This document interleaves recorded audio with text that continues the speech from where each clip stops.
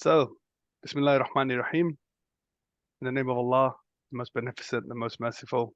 Assalamu alaikum wa rahmatullahi ta'ala wa barakatuh. Peace and blessings of Allah be upon you all. Welcome back to our special series of Jummah Junction throughout the month of Ramadan, inshallah. My name is Akhtar Hussain. I am a senior program engineer working in Network Rail and a Muslims in Rail lead ambassador. Today's topic is 3 ways to transform your prayer this Ramadan. And today we have a very special guest in Ustad Iqbal Nasim. Iqbal Nasim is an educator, speaker, and writer, former investment banker, and non-profit leader. In 2019, he developed and started teaching Transform My Prayer, a unique program to help believers improve the consistency and the quality of their 5 daily prayers. He runs 2 further programs, Club Revelation and Last Day Leader, to help people achieve clarity through the Quran and have the courage to fulfill their leadership potential. His fortnightly email newsletter, Insights, reaches more than 50,000 subscribers, mashallah. To find out more, visit www.iqbalnasim.com. I will paste their website in the chat shortly. Before I hand over to Brother Iqbal, some housekeeping. This webinar is being recorded and will be made available on the Muslims in Rail YouTube page. Please keep your mics and cameras switched off. However, you are encouraged to ask any relevant questions in the topic using the chat function. Without further ado, I'll now hand you over to Ustad Iqbal Nasim. Bismillah, alhamdulillah, wassalatu wassalamu ala rasulillah. I begin in the name of Allah. All praise belongs to Allah. Blessings and peace upon the messenger of Allah. Assalamu alaikum wa rahmatullah. May the peace and mercy of Allah be upon you all. Thank you for the kind introduction, and thank you for inviting me to be a part of this short, sharp gathering. So I'm going to speak about 3 ways in which you can transform your prayer this Ramadan. The principles don't just apply to this Ramadan, they apply more generally.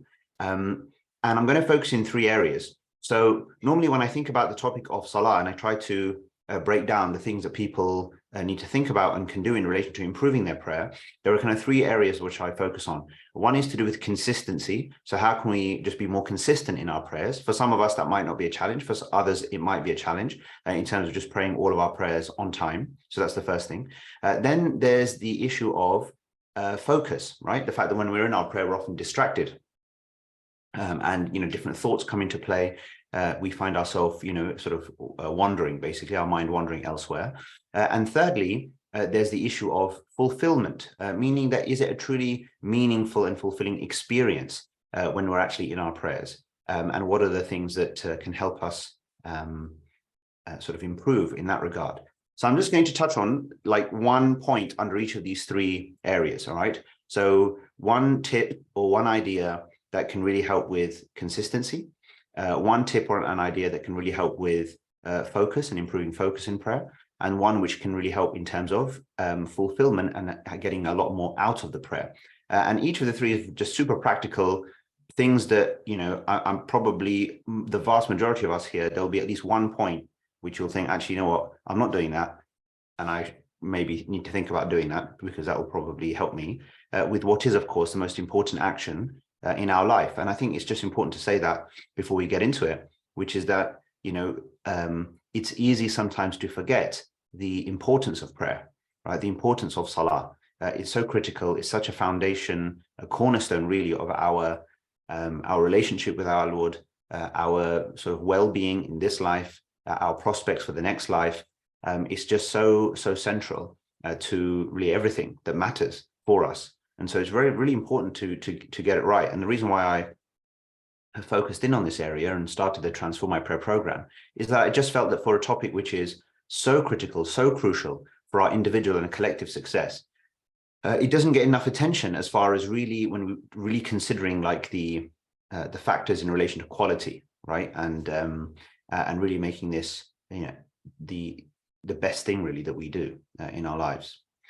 So the first thing then with regards to consistency, so a very, very simple thing here is that we should know in advance when we're going to offer the prayers that we offer, okay? So we should know in advance when we're going to do them. Now, what do I mean by that? I simply mean that you basically have it scheduled, you have it planned out properly.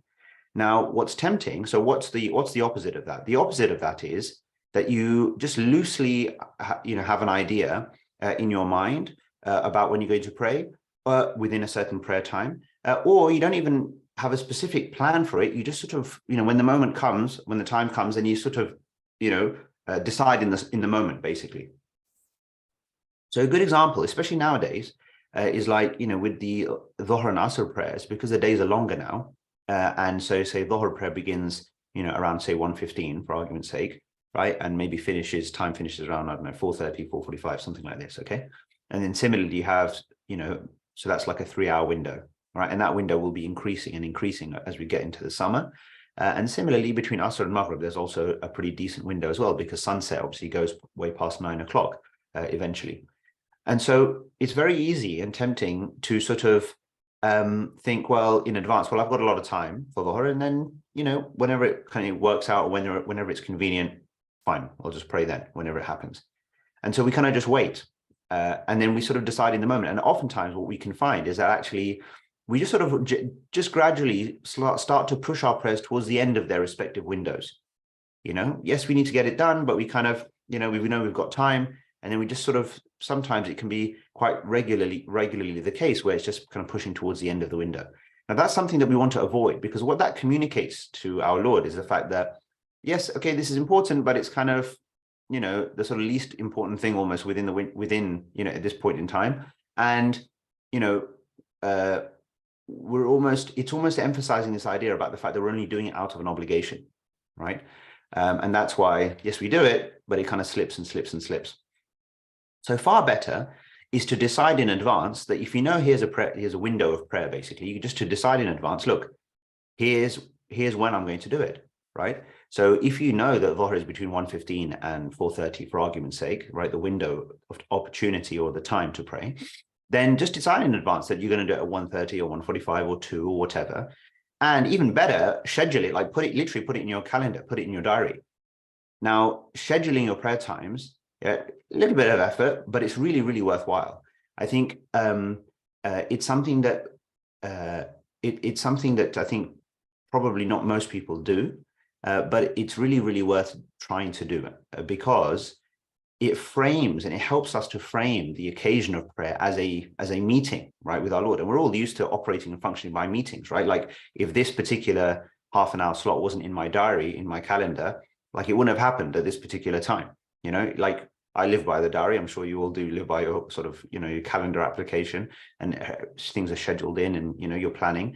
And having your prayer times in advance in your diary, in your calendar, is very helpful, because when you're actually scheduling for the future, you can also adjust and to think about things, especially when it pertains to, sort of occurrences which are not very common. For example, you might be going out for a trip on a particular day, or just an unusual kind of work meeting that takes you out of your normal environment, whatever it is, right? There might be something that comes up that means that you just need to plan accordingly. And if you can see your timings in advance in your calendar, then that's obviously a big help. Actually, just while I'm talking about this, just one thing has occurred to me, which, if it's okay, I'm going to just share with you.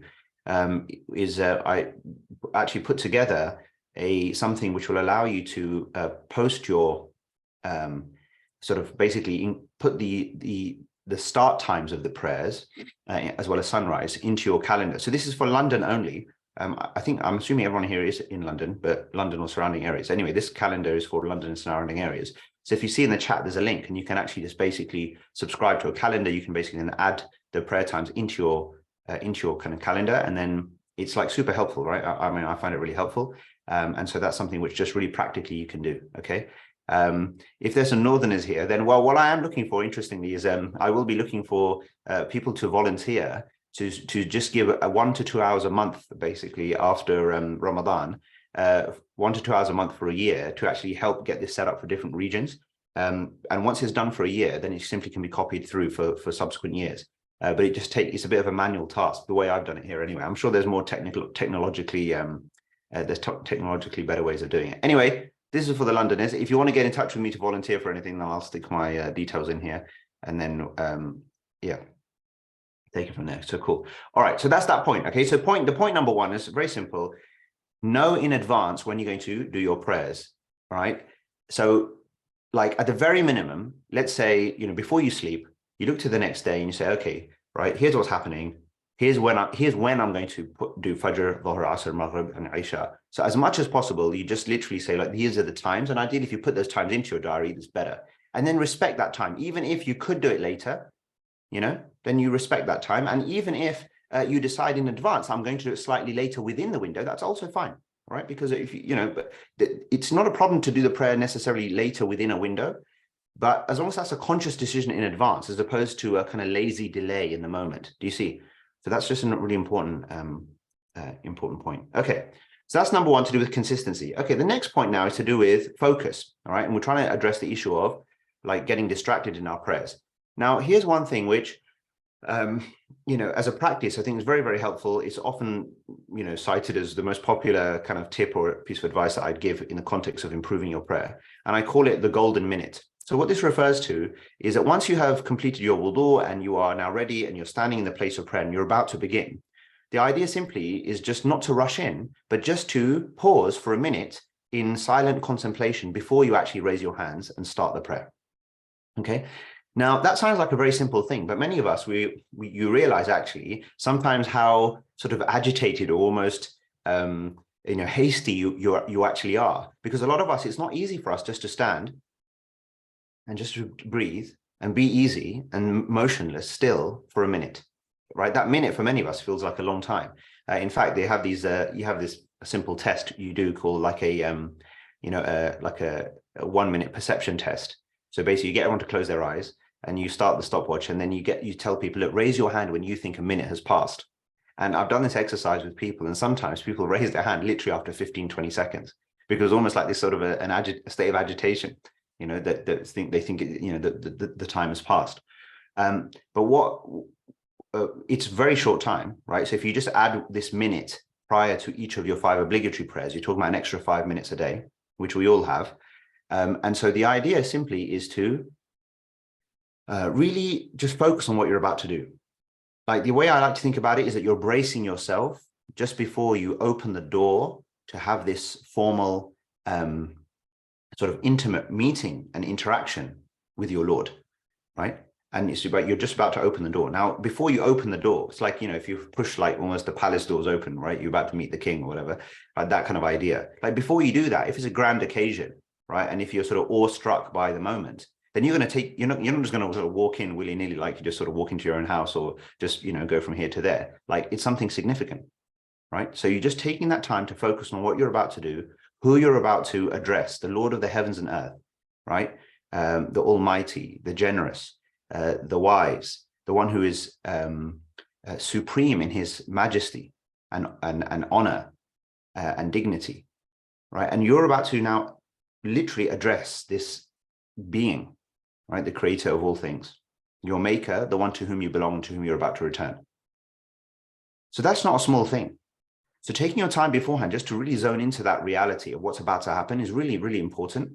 To think to the matters of the hereafter, to think about, judgment, to think about heaven and hell and accountability, and to cast your mind forward in such a way that makes you, that automatically then reduces the importance of this life in your mind. And then the tasks and the chores and the things that are occupying you, maybe stressing you out or whatever, they slowly start to just fall away a little bit in terms of being really top of mind for you in that moment. Imagine that this is going to be your last prayer, right? Imagine if you knew for a fact that this next prayer was going to be your last one. How would you offer this particular prayer if you knew that after this prayer, I'm going to now my soul will be returned, right? It will alter your state. Think of your blessings for which you feel really grateful, and fill your heart with gratitude before you begin. And if you have certain difficulties and needs and things that really are, stressing you out in the moment, for example, then you can bring those to mind too, but know that you're in front of the one who can help resolve those problems. And you're in the best place to almost pour your heart out, in a sense, right? With regards to the difficulties that you're facing. Now, when I go through all of that, you might think, well, that's going to take longer than a minute. But the point is, however long, it's just an indicator, right? 60 seconds as an indicator of just time when you can spend either seated, right, sort of as you sit in the tashahhud, in the sitting position of the prayer, you just sit before you begin, or standing, arms by your side, taking some deep breaths, thinking through these things before you begin. It makes a massive, massive difference, because what you're doing is you're automatically creating or further building a buffer between whatever has gone on elsewhere in your life right? And what's about to happen. And you're really zoning in on this particular moment. So all of a sudden, it's like the way I like to see it is like, you know, when you go into prayer, it's like you're entering into a capsule, right? Your own sort of capsule that the doors are closing around you. You're shutting off from the environment, and then you take off basically in your salah, right? And you ascend. That's the idea. You know, it's supposed to be an ascent of sorts. You know, you are with your Lord, away from the world, away from others, right? And so you should, in order to experience that, like, you need to prepare yourself, because it is momentous. And you see, so a lot of it, if you think about it, comes down to this issue of how significant do you see the occasion in the first place? Whereas if we just see it as a habit, it's just a thing, like a cultural sort of thing that we do. Sorry, something just fallen here. Just a cultural thing that we just, you know, do because, well, we're just going with the flow, and yeah, you know, we prayed before and we're going to pray again, you know, like if you see it in that way, then it won't be special, and then you won't prepare for it in any additionally special way. But actually the power or the trick really in each time is to almost treat each prayer as if it's your first one and as if it's your last one, right? And I think there's something about both of those things. You know, you ask someone who has recently submitted, right, become Muslim, if you like, and then their first prayer or their first prayers, they are very special for them, right? They feel like very fresh, very new. We have the ability to have that renewal each time, and for it to feel like the first time, and for it to feel like the last time. I mean, you have a sense of focus and urgency as well as a sense of anticipation, and all of these things. We can build these emotions beforehand if we allow ourselves the time to really do that. So I think that that's a very important way to approach the prayer from the beginning. You'll find that notches up your level of concentration and focus. And when you begin, then Allahu Akbar, you're really in a much, much better place. Okay, so that's the second point. And so the one last point, the third point, which is on the issue of fulfillment and how we can get more out of the prayer itself, also to do with helping us with the focus, no doubt, but it's really about making this a fulfilling experience. Now, the majority of the prayer is communication. It's fundamentally communication. Yes, there are movements, and those movements and the positions have their symbolism. We're not going to get into that today, but the prayer itself fundamentally is communication, right? It is an establishing a connection through communication. Now, when we assess the quality of communication, generally speaking, in any normal interaction, if you want to assess the quality of communication, you will think about the content, you'll think about the delivery, right? You'll think about the emotion, the expression, the tone, the body language, like all of these things, isn't it? When you think about communication, what's quality communication, right? Even right now, you listening to me, if you are listening, right? But you watching or listening to me, you know, you are consciously or subconsciously making a judgment about the quality of this presentation based on certain ways in which I'm presenting myself to you effectively. And you're forming a judgment around that, for good or for bad. Okay. Now, and then as a result, you know, something is happening between us, even though I can't even see you, right? You can see me, I can't even see you. Right, but something happens between us where some sense of there's some sort of we become almost closer, or we become further apart, right? Because if there's resonance between what I'm saying and what you're hearing and understanding, and maybe future practice, then there's something of more of a relationship is built. Whereas if there isn't, and there's a bit of a disconnect, and I'm kind of speaking in a way that isn't relevant to you, or in a way that doesn't make any sense, or whatever, then we'll establish a disconnect. Correct?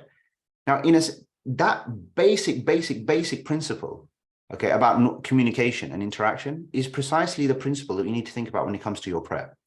Because if we evaluate the quality of our communication in prayer, oftentimes we'll realize that actually the quality of communication is pretty shocking sometimes, meaning that it's very rushed. Oftentimes we articulate the words very fast. We often don't know what we're saying, meaning the actual meaning of the words that we're saying. Like, what do they actually mean in the first place? Like, there's many phrases, perhaps in relation to Surah Al-Fatiha, or in relation to other verses of the Quran that we might recite afterwards. Many of us like the short chapters that we recite, or the things that we say in the bowing or the prostration, or in the sitting position. Many of the phrases, like their precise meaning, is not known to us. And actually, what's even more strange is that sometimes we've never really thought about, like, that we've never thought that to be a little strange. Meaning, experientially, we can go through the prayer, we can say the words, and a lot of the words we may not understand what they mean, but that doesn't strike us as odd in any way. And even that is the odd thing. It's odd that it doesn't strike us as odd, because normally there's no other context in which we would do that. In fact, apart from reciting the Quran in Arabic and going through the salah, and there's probably not much else we could identify in our lives that we do where we have no idea what the meaning of what's happening or what's being said or the words, but we don't also consider that to be strange. And this is actually a fundamental point. It's very, very central to, I think, a lot of the problems that we have actually as believers, right? Is that we have divorced our faith from kind of, call it reason, yeah? Meaning that we have underestimated the importance of meaning itself and the substance. We have prioritized the outward form of things, but not really given importance to the substance and the quality and the meaning of things, when what Allah wants from us is not mechanics, right? He doesn't just want the tongue to dance in particular ways and the body to move in particular ways and then it's done.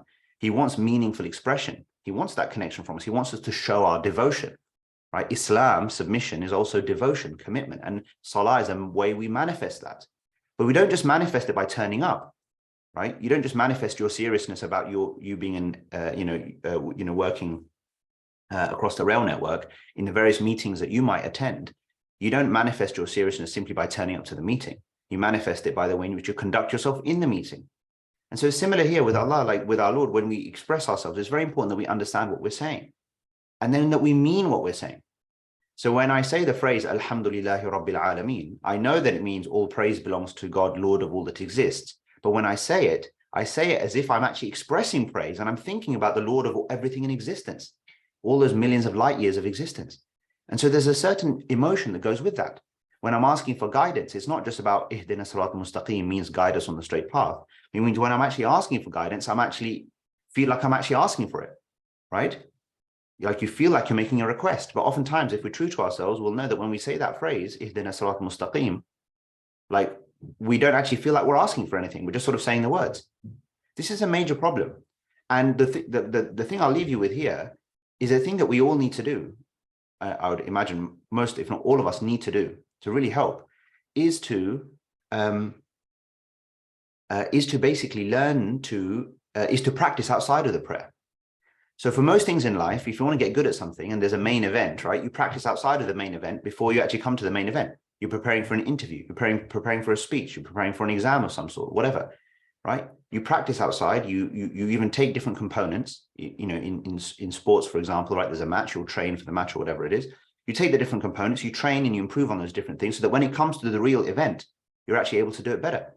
Now, that's something which I think with regards to the prayer, we don't normally do, right? We just sort of pray. Most of us can't remember precisely how we even learned to pray in the first place. We just sort of get on. But I'm suggesting to you that actually what we need to do is we need to express the Arabic and the English of the various phrases in the prayer outside of the prayer, practicing and pondering the words and practicing our ability to express the words meaningfully, like it's really coming from our heart, like it's really of our own. And that's possible for all of us, even if we don't have much familiarity with the language, like generally speaking, but we're all capable of doing that if we put in the effort. So that's all I really wanted to say. So just to wrap up, 3 things. Number 1 was try and schedule your prayer times and put them in your diary, calendar, etc. Right, and go with that and sort of formulate them as meetings in your diary. So that's number 1. Number 2 is to have this golden minute of reflection, silent contemplation before you begin your salah to really help yourself get in the zone. And number 3 is to practice outside of the prayer the phrases that you say in the prayer, alternating the Arabic and the English expression and the English translation, and really feel like you're expressing yourself in the English language and bringing that expression and that tone into your expression of the Arabic, so that when you're in prayer, you are really, speaking from your heart, not just words rolling off your tongue without them penetrating. That's what I wanted to say. Jazakallah khair. I like the spotlight. Jazakallah khair, Ustad Iqbal. That was absolutely enlightening. I could listen to you all afternoon. Thank you for joining us today and taking time out of your busy schedule to enlighten us on how we can transform our prayer. I loved how you broke it down into the 3 areas: consistency, focus, and fulfillment. Consistency, knowing in advance when you want to do your salah. I put it in my diary. People in the office know that I'm going to go for salah in the afternoon. Whether I stick to it or not is the other question. Sometimes you have meetings across step 2, yeah, exactly. So it's one of those ones, but that's great to have some great advice there. And we fall into that trap of the gap between Zuhr and Asr being so long that we can, think, oh, I can do it later, and follow into that trap. So discerning in advance and being consistent is excellent. Focus, the golden minute is something taken me aback. I never even take time to contemplate. I don't want to expose my flaws to the world here, but I just go into prayer and I start. So I'll definitely practice that, inshallah. And then zoning into the moment and making sure that you're praying like it's your last prayer, and so it means something. And the fulfillment, he talked about the fundamentals of communication. Most of us can't understand Arabic, but to get that communication when you're reciting. And I love that comparison of manifesting yourself seriously, like you would do in a meeting environment, but you're meeting with Allah right now, standing in prayer. So if you think of it that way, then the fulfillment should be a lot more, inshallah. And then practicing. Jazakallah khair. We have one question in the chat. I think there's a couple. Oh, was there? I think I've only picked up one. I'll look at the others. I think they're coming in quick and fast. The first one was, when reading Salah, can you close your eyes? It helps me focus on praying and being in a moment. Yeah, sure. So the default is to keep the eyes open, but can you close it if it helps? Yes, you can. Normally, I would say that, look, if you're going to close your eyes, you would close it in response to a physical sort of distraction, something, physical stimulus that comes in, that you see, or something catches your eye that's distracting you. You close your eyes away from that. All right. If for example, the environment is free of that, basically, but you still feel that closing your eyes would help, like, fine, you can do it, but just be mindful of the fact that sometimes closing your eyes can make it worse, right? It can actually make you feel more drowsy sometimes. When we close our eyes, you're more into your imagination, right? You're not seeing what's going on, what you're actually doing. So it's not always like the solution. You can judge it for yourself and just try and experiment. Like it's not a problem to do so. I think it's a problem if, for example, somebody does it habitually, almost like throughout, from beginning to end, and that they kind of see that that's the way to do it. I think there is the only reason I say that is just partly because it's understood that prophetic practice the default was to keep the eyes open. That's number one. And secondly, because I think that actually there's something quite powerful about being able to pray, eyes are open and concentrating in prayer. I think what that does is actually help us be in the world and not in the world at the same time, which basically for the human being is kind of what our challenge in life is. It's like, as you go about just your normal business and you're doing whatever you're doing, eyes open, right? You're simultaneously trying to be connected and conscious at the same time. And I think praying with eyes open as a default, trying to help us to concentrate in that way is a good thing, but you can close it if it helps, on occasion, no problem. Jazakallah khair for that lovely response. And we have one more question. Sure. It's about trying to pray, I'll sum it up, with full connection at work, with all the distractions and the worries around someone walking in while you're trying to pray and not being able to concentrate on your salah and offer it properly. So the iPhone user asks the question, how can I pray sincerely? Yes.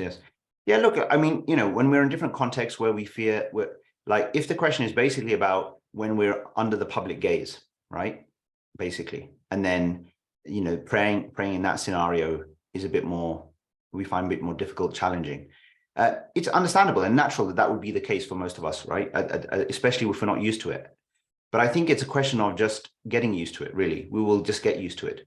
And there's something powerful about being able to, I find with these things, it's like what these things actually help us to do is you reach a slightly higher plane of connection and consciousness, really, with, as far as our Lord is concerned, because our ability to manifest that consciousness and that devotion to him, regardless of who is around or not around, which improves with practice. I mean, I remember the first times in my life when I, would have prayed and people, others might either I felt the possibility of someone coming and seeing me, or I felt that, or I knew that people were around and seeing me, right? The first time it's a big hurdle you have to overcome in your head, okay?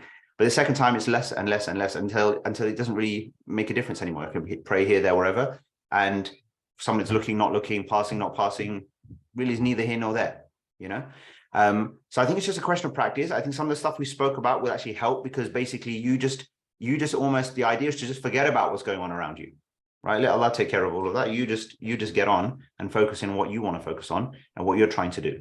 And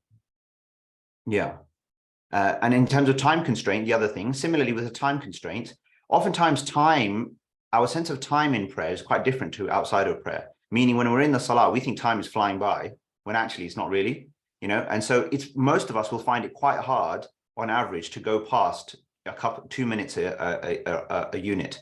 Meaning that even if it's Dhuhr prayer, most of us will find it quite hard for our Dhuhr to exceed 4 units of Dhuhr prayer to exceed 7-8 minutes. right? Most of us probably on average is around 4 to 5 minutes, which I would say is a bare minimum in terms of pace. Yeah. So actually, again, just forget about that, like, and just really focusing on what you're saying, right? The quality of what you're saying, how you're saying it, and you can say the minimum. Like, you don't have to do long surahs when you're reciting. You don't have to, you can just say the minimum statements, because each of the positions pretty much has extra things that you can say within those positions. But you don't need to do that. Focus on the minimum, do it with quality, and then just progress. And typically you'll find that far less time has passed in reality than you think. So, and then if you have time constraints, just focus on the obligatory, right? So if you've got, I don't know, say 8-10 minutes for Dhuhr, right? Because meetings coming up, this, that, whatever, focus on the obligatory. Don't try and fit in all of the units and then rush through. That's another thing to bear in mind. Jazakallah khair, Ustad. And speaking of time constraints, how apt we have the final minute left of this session. I can't thank you enough. It's been a really enlightening session. I could have listened to you all afternoon. I've shared some links in the chat, iqbalnasim.com, and also our fundraising page for Muslims in Rail Fast Money campaign to help Syrian refugees, Syrian children during the earthquake. Please support generously. So I think that's it. So I'll now draw this event to a close. Jazakallah khair. I'll just put one more link in the chat, which is for the actual Transform My Prayer program, the course. Fantastic. If anyone's interested, you want to learn more and find out more, then it's all there. Okay. Yes, much appreciated. Right. Thanks so much. So now draw this event to a close. So join us again for the final Jummah Junction of Ramadan, and I'll see you all next time. Until then, Assalamu alaikum wa rahmatullahi ta'ala wa barakatuh. Assalamu alaikum wa rahmatullahi wa barakatuh. Take care.